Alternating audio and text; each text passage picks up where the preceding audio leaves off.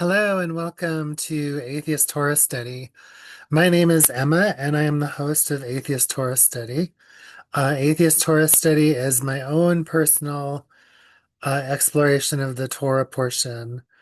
Um, I'm going through the year, I'm going through all 50 or 52 weeks of Torah portions and deconstructing them one week at a time from the perspective of an atheist. I'm an atheist. I'm also Jewish. So I belong to a synagogue. It's a very nice place, and everybody there is very nice and they're accepting of me, even though I'm an atheist, and I really appreciate that about them. Um, I think that Jewish tradition has places in it where it makes room for atheists, and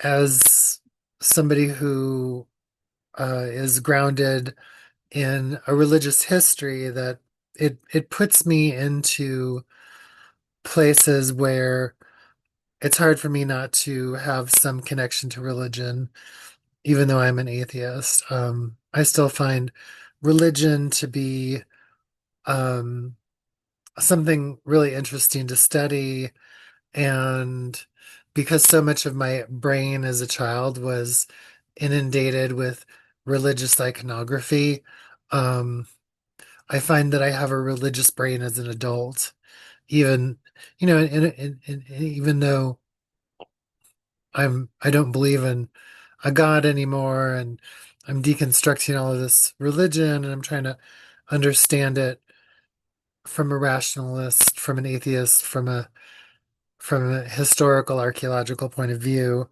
Um, I still am just really interested in it,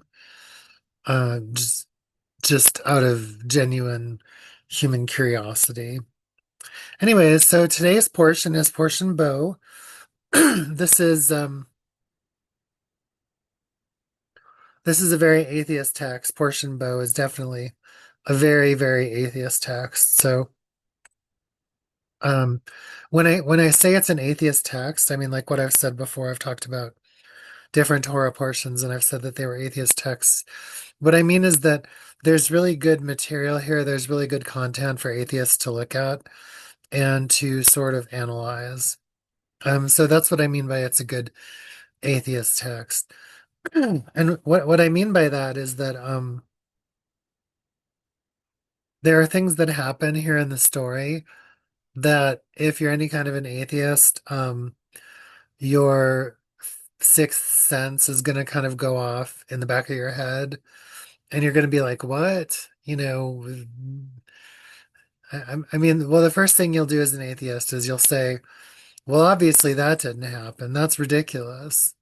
And from the perspective of an atheist, unfortunately, most of the Bible is ridiculous. I mean, there's no way that you can look at it and say that it's a good story or that it makes sense or that there's some profound lesson in it. I mean, when you compare it with other documents that really do have a lot of meaning, like, you know, like like Newton's Principia or the Declaration of Human Rights or James Joyce's Ulysses or something like that. I mean, as a piece of literature, what the Bible has going for it is that it's really old. And it's not at all the oldest literature either. I mean, but it's the literature that was the literature that the Western canon chose as its own. So the reason it's important to study it and deconstruct it and try to understand it is because the West chose this. I mean, the West chose the Torah, they chose the Bible, they chose the Quran as their monotheistic sacred texts. And they chose to take these articles of um, language and present them as foundational. So in much of the Western world, the Bible and the Torah and the Quran are foundations of literacy for literally billions of people. They were the foundation of literacy in the West, long before there were schools and, um, I mean, mass public education like there is today. Um, and so you have these territories that were shaped by these texts, and the texts themselves were kind of a mystery. Like we don't really know exactly how the texts were put together. I mean, I've heard a lot of theories, but I guarantee you that there's no one who has very much evidence. And in some ways, I don't think there ever will be really conclusive evidence. I mean, texts that are assembled from the past are some of the most fragile things. It's easy to lose them, it's easy to destroy them, and it's good that there's multiples because that helps us clarify where the texts were. But the story about the origin of the texts isn't going to be very helpful.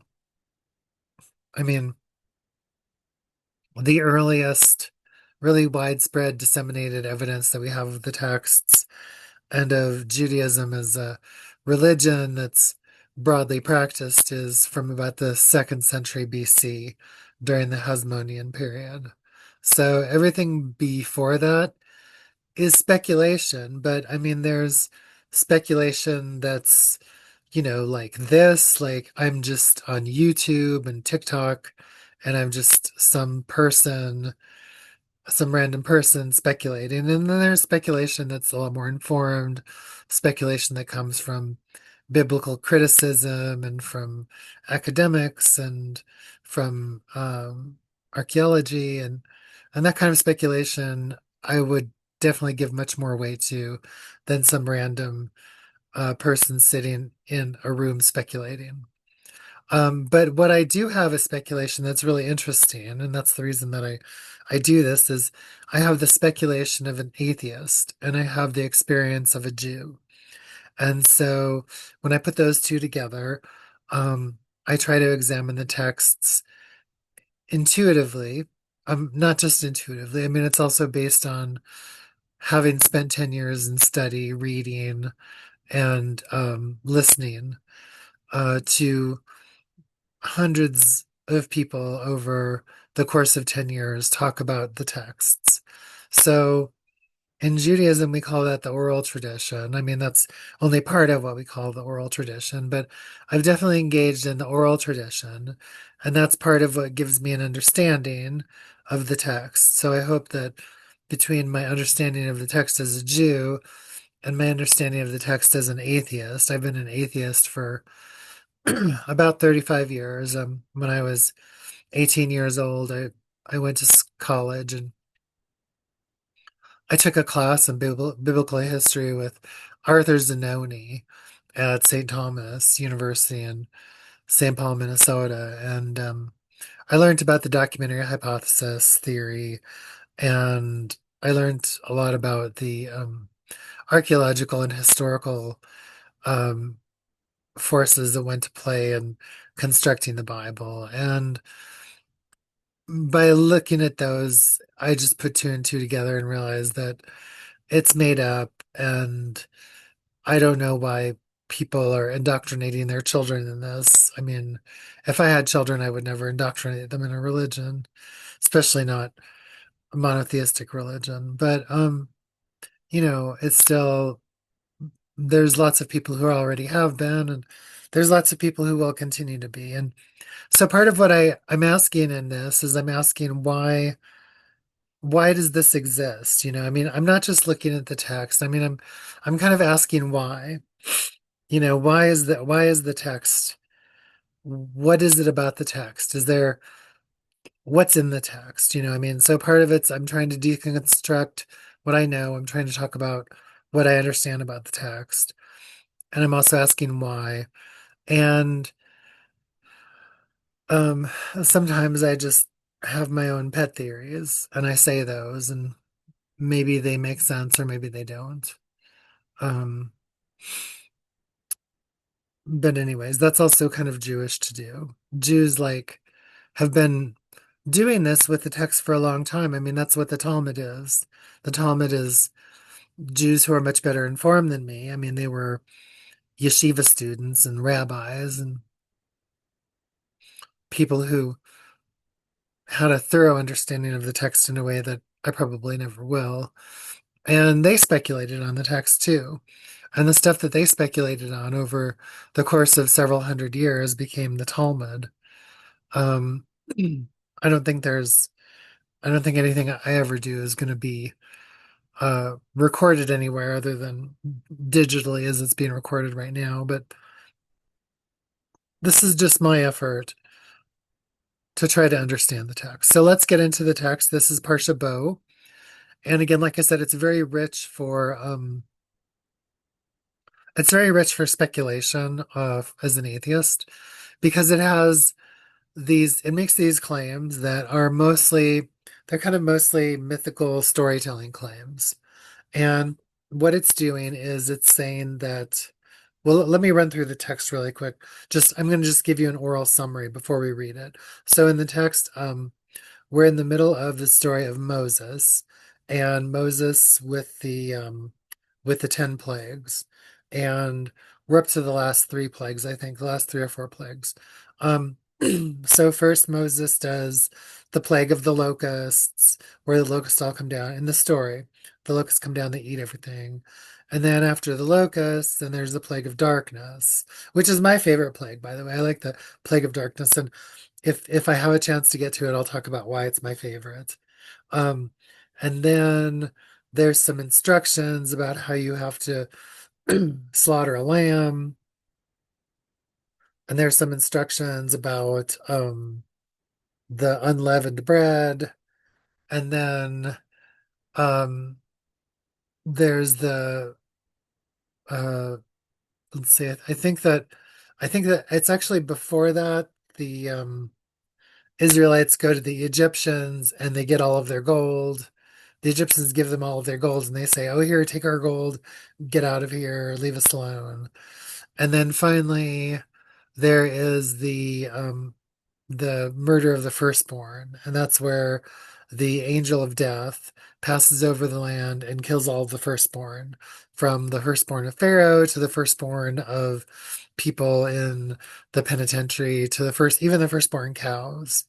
So, and then added on to that is this really long story about Passover and how you're supposed to celebrate Passover and how you have to prepare the lamb and how you have to prepare the matzah and how you dress and how long you can eat for and it tells the same story of the festival like two or three different ways, and it tells it as it's happening. So and then it kind of ends. It ends with Pharaoh telling Moses to get out.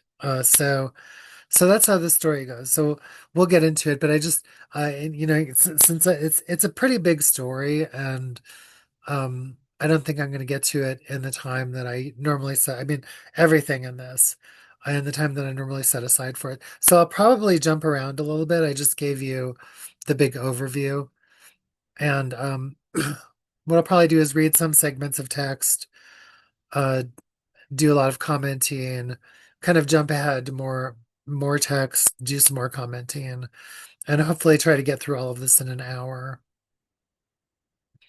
But there's a lot to say about it, and it's because it's so it's a very bloody text. I mean, these kind of texts are the kinds of texts that really make atheists.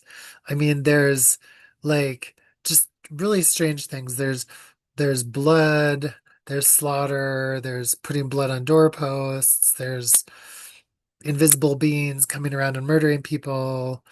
There's locusts that crawl all over everything, and it's just all of these like ridiculous images that never happened and don't don't make for really having much compassion or desire to actually believe in a deity.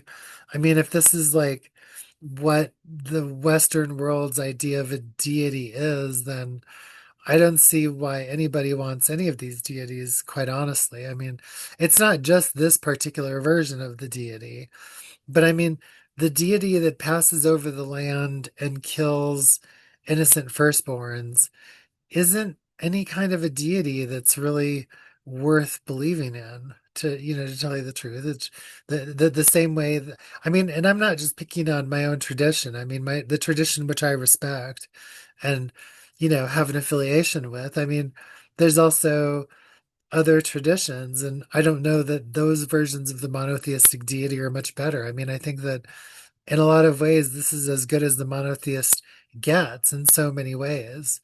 And the only way to really tell the story is, I mean, you have to tell the story from the idea that there's a protagonist and an antagonist, and that the only way to really read the story is that you are part of the group that's being oppressed, and that you're trying to liberate yourselves, and that you're experiencing the very real mechanics of what it takes for people to liberate themselves, which in that way the story tracks so well. I mean, in another way, if you look at the story, what's happening right now in this country with immigration and customs enforcement, uh, at this time that I'm recording this and that this is being written, it is the winter of 2026. And in the winter of 2026, immigrations and customs enforcement is shooting people. They're shooting protesters and killing them.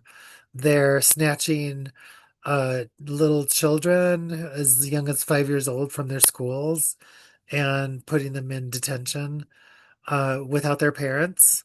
They're taking people who are, again, US citizens just because they look a certain kind of way, and taking them out of their homes, even though they're obviously, in really dire health conditions.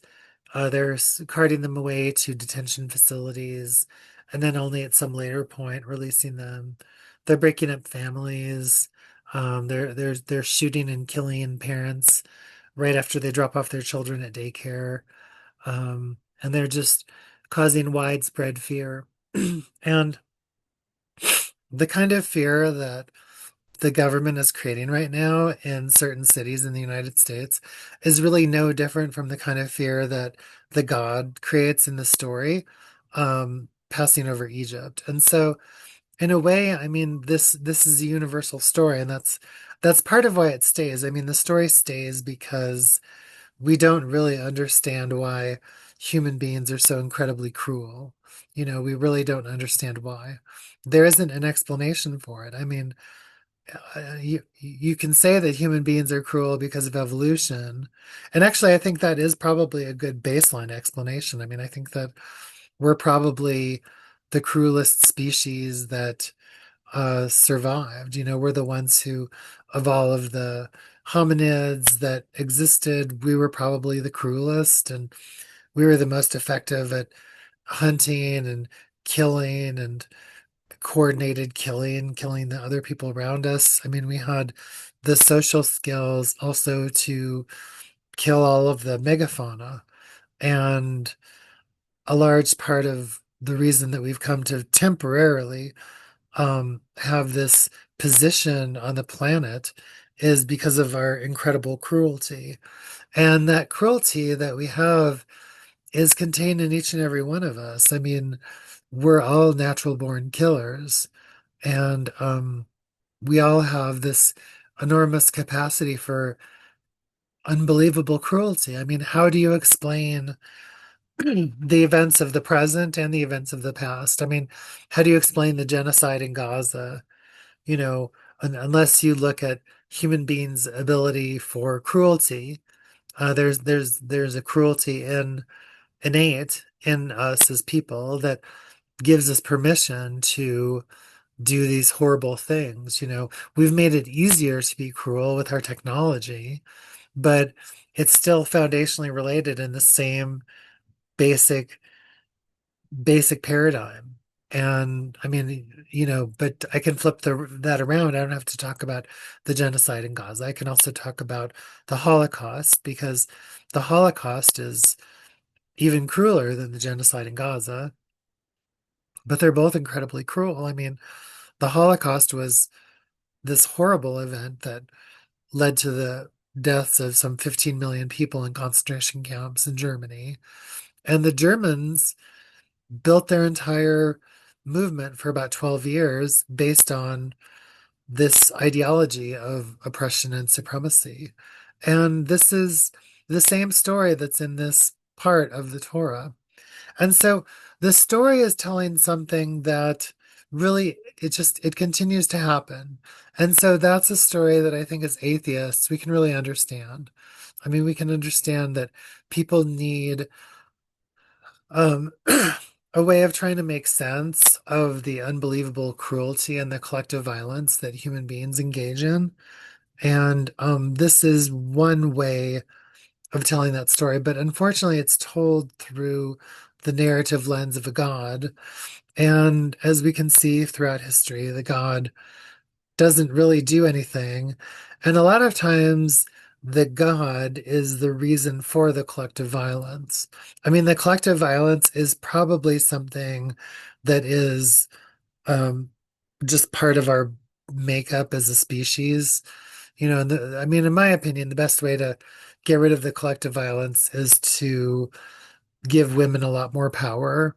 I mean, it's not going to get rid of all the collective violence, but when we look at human history going back 10,000 years, or 8,000 years at least, to the origins of civilization in the Levant, I mean, I think it's really clear that patriarchy pretty quickly ascended to become the de facto form of social organization. And a lot of these ancient Bronze Age, Iron Age, Copper Age cultures, maybe not during the Neolithic, but starting right after the Neolithic, I think the patriarchy and warfare really became foundational to how these societies constructed themselves. And because it constructed themselves that way, the patriarchy is still running really deeply in our blood. It's running deeply in the way that we organize our societies. And, for me as a transgender woman, I mean, part of the reason that I'm transgender is because, I mean, I hate patriarchy. I despise patriarchy. I despise what men as a collective have done over the last 8,000 years. I just utterly reject it and the violence that comes from organized patriarchal actions, which are usually incredibly traumatic and disabling. So that's one side of the story. Another side of the story here is that this is a story about how a society deals with trauma. And I don't know if I'll actually get to any reading today because I just have so much talking to do. I think I will. But first, I want to get all of the good stuff out that I really need to say. So, this is also part of how a society collectively deals with trauma. And what I mean by that is that when a group of people has a collectively traumatic experience, um, I mean, on the one hand, there's the affect of the oppressor. So the oppressor creates a traumatic situation in order to reinforce their own oppression. I mean, I always think that oppressors and dominators are fundamentally weak. They're always weaker than the people that they're trying to oppress. And I think that the reason that they're weaker is because they're choosing oppression as their mode of social engagement rather than some other method, such as, I mean, I guess off the top of my head, I can't think of what the other methods are. I mean, if I was a better feminist, I would be able to say that off the top of my head. But I mean, I know there's better ways to engage in social and group dynamics than oppression and violence. And I think that oppressors are always fundamentally weaker because they do that. And when we're looking at the internal psychological motivations, of why someone chooses to oppress. I mean, it's almost always based on fear and indoctrination. But there's also the experience, the trauma that's experienced by the person who is the victim of the oppression. So, in this story, and I mean, part of the reason that the story of the Exodus here is so powerful, in spite of the details, the things that make it so ridiculous, I mean, in spite of those things, part of why it's so interesting is because it's telling this story that allows you to ask questions that continue to happen in all of our civilizations. The question here is what happens to a people who are traumatized? Like, how do the people who are traumatized respond? Now, I really believe that this story was redacted. I mean, I am so much of an extremist that I'm just not willing to grant permission to the idea that this was just a story told over and over again for thousands, for hundreds of years, and it has its roots in some sort of oral tradition. The reason that I don't fundamentally, it's not that I don't, I mean, it's not that that's not a valid theory. It could be a reason, but I'm not going to say it's a reason. And the reason I'm not going to say it's a reason is because I mean, as a writer, I know, and yeah, obviously the people who made up who ascribe to this theory know too that you can just make something up. Like a writer can make up a story, and in the story they can say all of these things happened. And if they're a good writer, it might even seem really believable.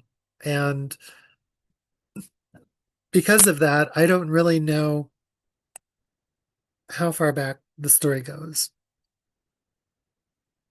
I mean, I think it's pretty clear that that Canaanite culture evolved somewhat organically, like in its own region. So just like all of the other gods in the Levant, the gods in Canaanite culture evolved somewhat organically. They evolved, I mean, again, this is just me speculating, but they evolved like in their region, in their local region. And they had, I mean, there's definitely a history of gods that are referred to in the archaeological record going back in time from the Levant. And you can trace sort of like when the Yahwists first sort of appeared on the scene. I mean, but we don't really have anything that looks like Judaism as it's understood today until this during the Hasmonean period, during the time of Maccabees. And so I'm not going to go back much further than that. I mean, I'll go back about as far as the Library of Alexandria and the time right after Alexander the Great as like a really important formative time in the texts. So whatever is happening in the text that's being created, I mean, I'm going to say just from my own completely amateur perspective is that whatever happened before that period of time is not something that I can realistically think whether or not I know it's true. I mean, I know that there was a Babylonian exile. I know that that's true. I know that there was a northern southern kingdom. I know that that's true.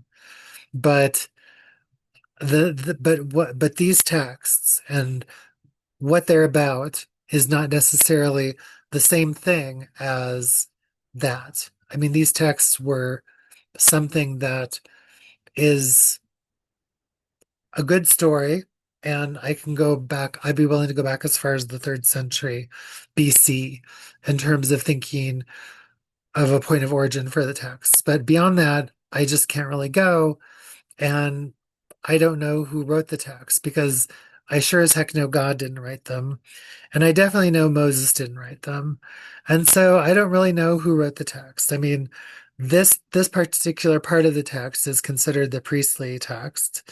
And the reason it is because it's from the priestly it feels very much like the priestly tradition. I mean, so much of this is it's like to me, it feels a little bit like some reverse engineering, like the priests in at the temple. like have this really great story for why we sacrifice animals, why we come to the temple to make sacrifice, and what it's all about. And this is like an origin story that was like, to me, this is just my own speculation. This is like an origin story that was created, you know, sometime after the fact that people had been coming to a temple to make sacrifices. So the other thing that I every week when I'm preparing for the atheist Torah study, I do some reading and I try to do some research and some learning, and I try to ask really broad questions so that I can understand a little bit about what's going on in the text. Um, what was really interesting to me this week in the text, because so much of the second half of the text is about it's the instructions for exactly how you do a pass, how you do the Passover and get everybody to come together for the festival. Um, and so I was curious about this whole issue of animal sacrifice, because the festival is about sacrificing an animal, and then how do you eat it, and then you have the matzah, and I mean, it's really weird because the text, if I get to it I will, otherwise you'll have to read it, but the text jumps back and forth between like the moment in the text as the moment when like basically everybody's getting ready for um to to put blood on their doorposts so that they don't get mass murdered. And so they're all kind of getting ready for that. And while that's going on, the text jumps from that moment into a completely different moment. And it's like it's the part of the Bible we're going to be getting to very soon, which is like long, pedantic, boring instructions for exactly how you have to, like, slaughter a lamb, or have matzah, or how you're supposed to dress when you're eating the matzah or eating the lamb, and when you're supposed to do it and what time of the month it is. It's like it kind of goes from like the moment of action to like these cooking instructions, and then sort of back to the moment of action, and then or maybe like I don't know, a set design, or I don't know, a brief sketch for how you have a gathering. Uh, it's just, it jumps back and forth in a very strange kind of way. And then, of course, there's all these weird things happening in the story too at the same time. Like, um, there's a plague of darkness and everything goes completely dark for 3 days, and they don't really explain why that happens. But in the meantime, oh, and the darkness is so thick that you can't even like see your hand in front of your face, so that's how bad it is. And but in the meantime, the Israelites all have light in their houses, and it's like you're just like, what? Okay, what's that about? Um, and then suddenly, through some miracle, uh, all of the Egyptians decide that they want to give all of their gold and jewelry and everything to the Israelites who are fleeing, or who are about to flee. So, and they call them their neighbors. So it's like suddenly the Egyptians are like, "Oh, here, take all of my money, take all of my gold, you know, because you're my neighbor and I want you to go away." And that's in the text too. And it's just, there's some strange juxtapositions in the text. I mean, the text very clearly feels assembled, but at the same time, I mean, when you read the text, there's parts of it that are just, they're really good. Let's just get right to let's get right to the angel of death, because that's always really good. Let's see. I'm going to pause this for just a minute. Okay, here it is. I'm doing something a little different today, by the way. I'm recording on Zoom, so I may try this again. I happen to be on vacation this week, and so I was doing this from a place that I'm staying. But I may try doing this on Zoom in the future, just because Zoom does have some really nice features to it. Um, okay, so here's Exodus 11, verse, what is that? Let's see. Exodus 11, verse. Oh, it doesn't have the verses. Oh, that's interesting. I I don't know. I set Safaria to do I set Safaria to do different translations, and right now it's giving me the JPS 2023 translation, but it doesn't actually give me what the verse number is. So you'll just have to follow along, and if you have a Bible or a Humash, or it's Tanakh in front of you, maybe you can find it. It's basically where God is telling Moses about what's about to happen with the angel of death. So it's chapter 11. Yeah, it's interesting. This doesn't have the verse numbers. It's very interesting. Okay, Moses said, "Thus says God, toward midnight I will go forth among the Egyptians, and every male firstborn in the land of Egypt shall die. From the firstborn of Pharaoh who sits on his throne to the firstborn of the slave woman who is behind the millstones, and the firstborn of the cattle. And there shall be a loud cry in all the land of Egypt, such as never has been or ever will be again. But not a dog shall snarl at any of the Israelites, at human or animal, in order that you may know that God makes a distinction between Egypt and Israel. Then all these courtiers of yours shall come down to me and bow low to me, saying, Depart you, and all the people who follow. After that I will depart. And he left Pharaoh's presence in hot anger. So that's one of them. Okay, let me read. I'm going to read a little bit more and then I'll do some more commentary. Okay, so it goes right from that to this part with the cooking instructions and how you're supposed to prepare the food. So it's like this is the part, I mean, and it says it too, like earlier in this portion, Torah portion, it says to tell your children this tale. So it's moving into a voice like the storyteller's voice where it's like here's the storyteller telling you a story, telling you to tell your children the story that the storyteller is telling you. So it's very sophisticated, really. It's the box within a box. So somebody understands enough about how these things happen to try to create a facsimile of it in text. And I mean, it's not like brilliant, but it's very clever. Anyway, so here's the instructions, and this is what most of the Torah is like. The next several, I mean, the last three books of the Torah and a lot of the rest of the book of Exodus is going to be like this. It's just so mind-numbing. Okay, God said to Moses and Aaron in the land of Egypt, This month shall mark you for the beginning of the months. It shall be the first month of the year for you. Speak to the whole community and say, On the 10th of this month, each family shall take for itself a lamb to a household. But if the household is too small for a lamb, let it share one with a neighbor who dwells nearby. In proportion to the number of persons, you shall contribute for the lamb according to what each household will eat. Your lamb shall be without blemish, a yearling male. You may take it from the sheep or from the goats. You shall keep watch over it until the 14th day of this month. And all the assembled congregation of Israelites shall slaughter it at twilight. They shall take the blood and put it on the two doorposts and the lintel of the house in which they are to eat. They shall eat the flesh that same night. They shall eat it roasted over the fire with unleavened bread and bitter herbs. Do not eat any of it raw or cooked in any way with water, but roasted, head, leg, and entrails over the fire. You shall not leave any of it until morning. If any of it is left until morning, you shall burn it. This is how you shall eat it.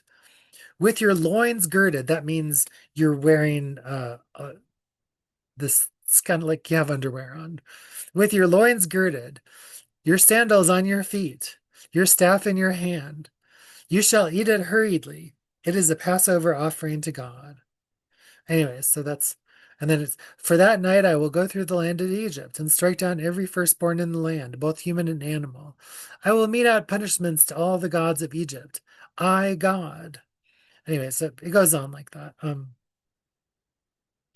So, it's giving you cooking instructions and how you're supposed to mark time. Like this is point zero. So it's been really clear, like, and I mean, I think what's going on, this is just what I think is going on.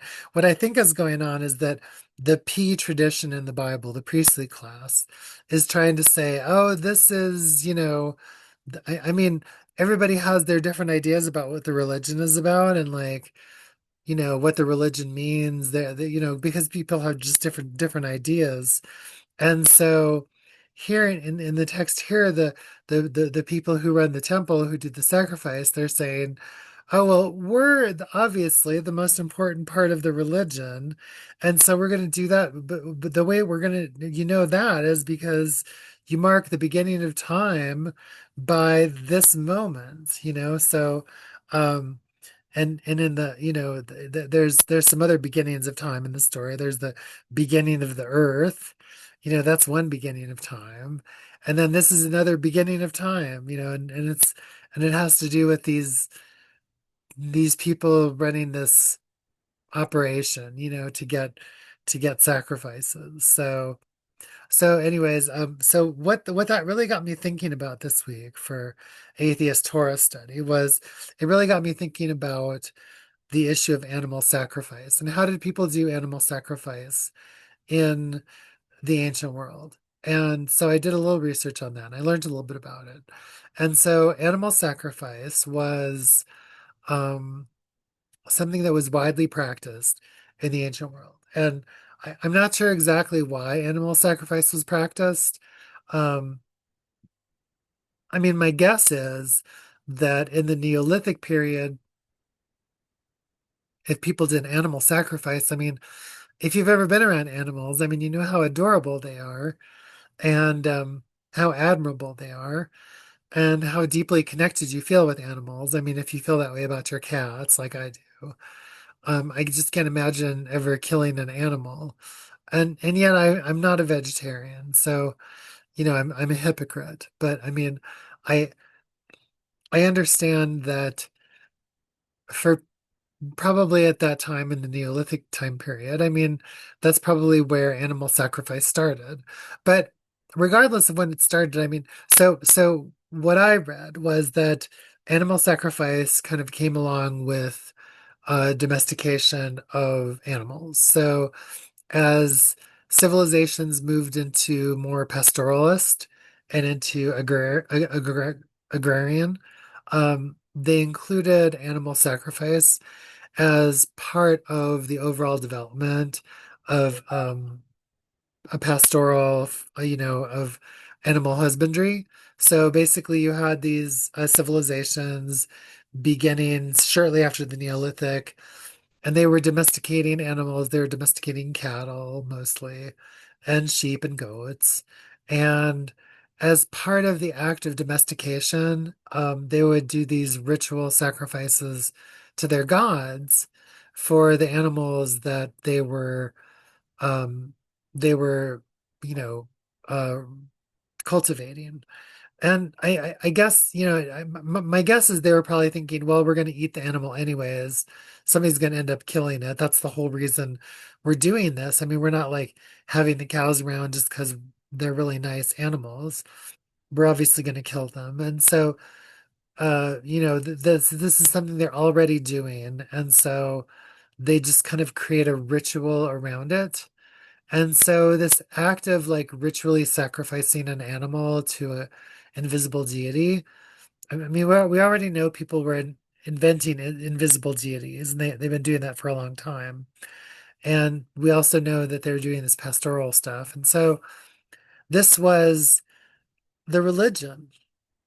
It was the religion, but it was so much more than the religion. I mean, it was, for people who didn't have words to say other things the way that we do, this was how they said things. This is how they said what was important to them. And we're right on the cusp. We're literally right on the cusp here between um, when monotheism takes the idea of, in like the first or second century AD, one of the many innovations of Jewish monotheism is that it takes the idea of sacrifice, and it transforms it into prayer and study and doing good for your community.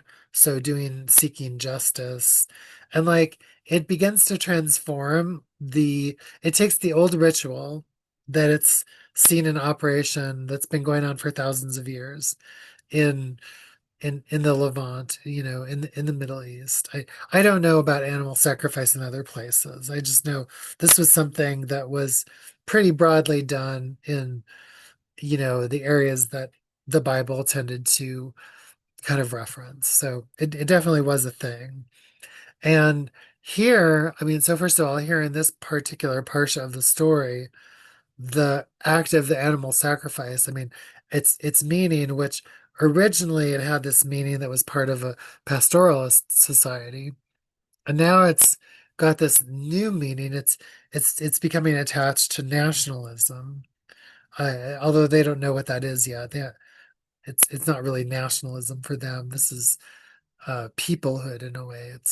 It's peoplehood, but this is a form of nationalism, and so the collective, trauma that, well, no, that's not the right word. This this way of doing ritual that had been being done for thousands of years is now going to be codified in this language, and the people who are benefiting from it, which are the people who run the temple and do the sacrifices, are going to uh, create this story. I mean, this is my own speculation that they create the story that then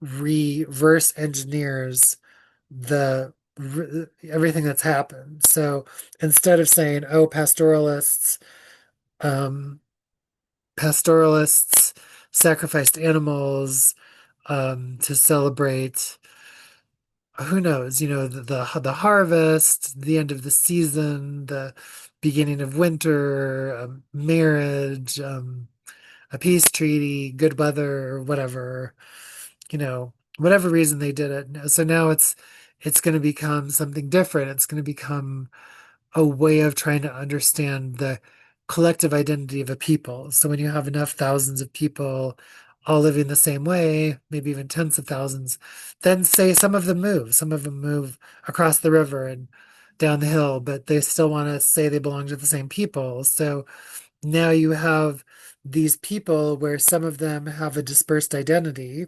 They're all over the place. And then you need something to explain their identity. So then you invent a text, you invent a god, you invent something, an ideology that holds those people together. It's a shared narrative. And then you have to have some way of giving the shared narrative meaning. So, or another way it happens is some other group of people who's more organized than you comes in and they oppress you, and you fight back against them. And in the act of fighting back against them, you're learning about your oppressor. And then at some point, you look at how they're doing things and you take some of that to yourself because you need to have the same tools as they had if you want to resist them in the future. And so there's all, it's like that's a lot of what's going on here. And it's not really God. Um it's just history. It's different ways of trying to explain history. But it's all very interesting. But there is a lot of God here too. And that's the part that's just so this is the part that makes everybody an atheist. I mean, if the text were much broader and was like, oh, this is an idea, and here's kind of how we think it happened, and here's what it means, and it goes on over and over again, then that would be very, very different. But instead, what we have this text, and in the text, it's very clear there's a God. So let's hear some more about the God. I want to read, I'm going to go back in time just a little bit because I want to read a couple of other places in the story where I really like what the God is doing because it's kind of funny, or in some ways it's really interesting. But anyways, so I'll be right back. I'm going to find a spot. Okay, so I'm going to start here. This is Exodus chapter 10. Again, for some reason, my version of Safaria, which is the revised JPS 2023, um, it doesn't have verses, verse numbers. Oh no, it does. Okay, they're just really hard to see. Sorry. Okay, so this is verse 8. Oh well, anyways. Okay, chapter 10, verse 8. So this is the Burning Man section of the Torah. I went to Burning Man last year, so this is totally the Burning Man section. Okay. Pharaoh's courtiers said to him, How long shall this one be a snare to us? Let those involved go to worship the eternal, their God. Are you not yet aware? Egypt is lost. So Moses and Aaron were brought back to Pharaoh, and he said to them, Go worship the eternal, your God. Who are the ones to go? Moses replied, We will all go, regardless of our station. We will go with our sons and daughters, our flocks and herds, for we must observe God's festival. But he said to them, God be with you, the same as I mean to let your dependents go with you. Clearly you are bent on mischief. No, you gentlemen go and worship God, since that is what you want. And they were expelled from Pharaoh's presence. Then God said to Moses, Hold out your arm over the land of Egypt for the locusts, that they may come upon the land of Egypt and eat up all the grasses in the land and all the hail that is left. So Moses held out his rod over the land of Egypt, and God drove an east wind over the land all day that night. And when morning came, the east wind had brought the locusts. So I didn't do any research on locusts, sorry. But anyways, that's the story about the locusts. It's it's kind of, it's just there's some parts where like, you can really tell that the people writing this had a very different idea of what it means to write a story. So, okay, what does this have to do with atheism and atheists? I mean, I don't know. Not everything in the story is something that you can totally comment on from an atheist perspective. I mean, there's a lot of parts of the story that are just little details, they're not really about a bigger picture.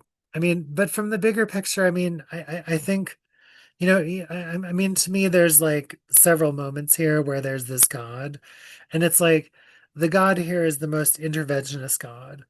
And I mean, you start with like here's another one of the places where the God is killing everybody.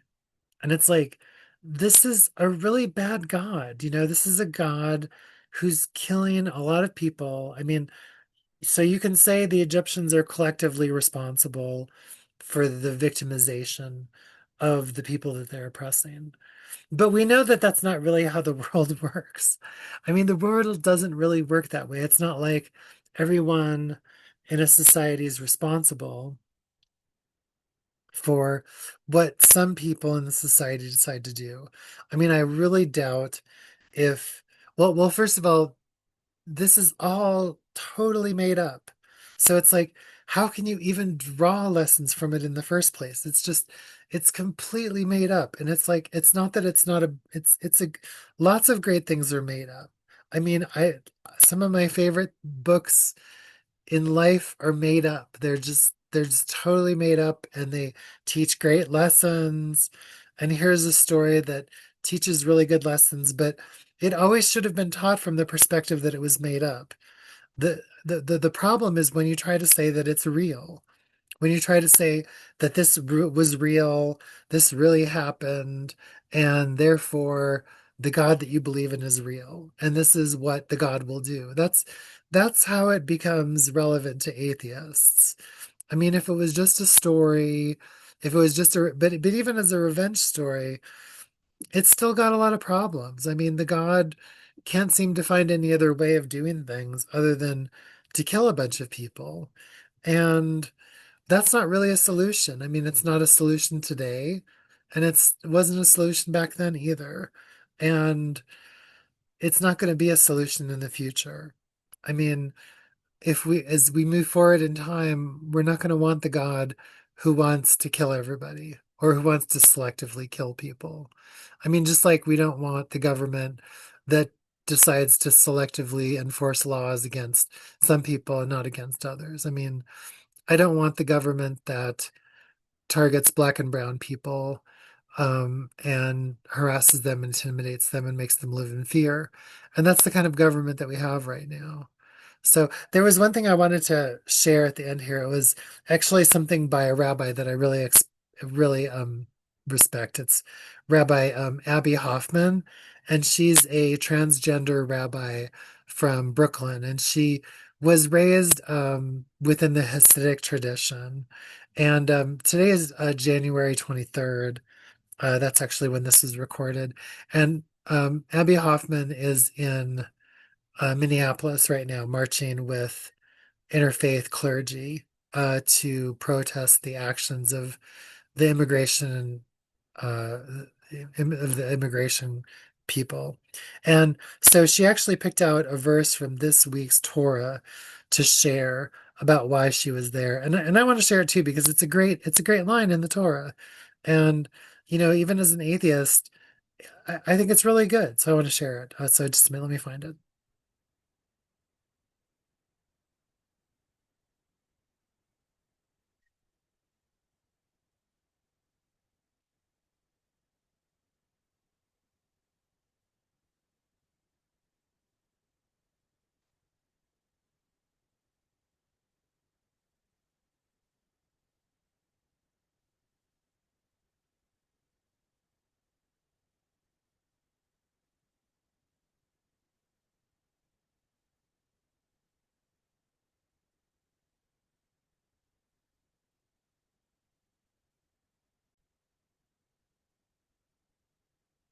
Okay, here it is. Chapter 12, Exodus chapter 12, verse, sorry, Exodus chapter 12, verse 44. And this is one of those parts of the Torah where it gets just kind of like, it's like the shopping list, like here's the to-do list. And a lot of the Torah is like this. And it's just kind of, it's another part of the Torah that makes people into atheists. God said to Moses and Aaron, "This is the law of the Passover offering. No foreigner shall eat of it, but any male slave you have bought may eat of it once he has been circumcised. Um, no bound or hired laborer shall eat of it. It shall be eaten in one house. You shall not take any of the flesh outside of the house, nor shall you break a bone of it. The whole community of Israel shall offer it. If a stranger who dwells with you would offer the Passover to God, all his males must be circumcised. Then he shall be admitted to offer it. He shall then be a citizen of the country. But no uncircumcised man may eat of it. There shall be one law for the citizen and for the stranger who dwells among you." And all the Israelites did as God had commanded, Moses and Aaron, and so they did. That very day, God freed the Israelites from the land of Egypt, troop by troop. And that's the end of it. So, the part that I thought was so inspiring and so relevant to this moment, which Rabbi Abby Hoffman, totally tipped me off to, is just that line, "There shall be one law for the citizen and the stranger who dwells among you." So one of the things that Jews do that's really clever, and I love it about it, and it's something that I don't think the atheists really quite understand all that well. I mean, people who don't really understand Jewish tradition, is that in Jewish tradition, like you'll take a piece of text, you'll just like lift up one segment of text, almost like you're just cutting it right out of the Torah. I mean, you're not, but it's like you're just taking that piece out and you're saying, "Oh, here's this great line." It's kind of like, when you hear a really good song and it's like there's this one line in the song and it just like sticks with you. And it's like, in a way, that's everything the song's about. I mean, the rest of the song might be some boring story about how, your man has done you wrong and, all the different ways he did you wrong. But then there's this one line that's just great. And it's like, that's the line you remember. And that's the one that really matters. And it's like Judaism does that all over the place with the Torah. And not just with the Torah, but with the entire Tanakh and even with the Talmud. The Jews, we do the same thing with the Talmud too. And with even with the Haggadah, who knows, maybe in the future with digital technologies. But so this one text, there shall be one law for the citizen and for the stranger who dwells among you. So that one line right there tells everything that you need to know about how we're supposed to treat everyone who lives in our community. It means that there's one law for all of those people, you know? And even though this is this archaic text that's about some archaic thing that happened a long time ago and has to do with, like all the males must be circumcised and this is how you eat it and all that stuff. Like, in spite of all that, they've taken this text and they've lifted it out and they've said, okay, well, we recognize all that other stuff is in there, but this is the really important part. And this doesn't just apply to this. This also applies to, this is universal. Like, like for instance, in Israel, I would take this and say, well, this means you can't bomb Gaza and create mass genocide in Gaza because it says here that there shall be one law for the citizen and for the stranger. Now, whether the people in Israel think that the Gazans who are Palestinians who have lived there, having territorial claims that go back before the state of Israel, that whether they think they're strangers or not, the Torah itself says that there's one law for both the Israelis and the Palestinians. And this also means there's one law, the same law, for documented and undocumented people who live in a country. That means you can't go bashing down their doors without a warrant. It means you can't racially profile people.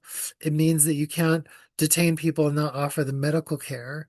It means that you can't remove a child from its family without, the same process that you would give to people who are documented and who are citizens. And so, like, to me, I just want to close the Torah study by really acknowledging and honoring what's been happening in this country from people who are principled in traditions that even come from this tradition, who are principled in traditions that value morality, that value human rights, and that see all people as equal, whether that's atheist or Jewish or Christian or Muslim or pagan or Buddhist or Hindu, whatever that tradition is, if it sees people as being equal and it's against what this evil government is doing right now, then I stand with you. So thanks so much for joining us on Atheist Torah Study, and I will see you next week.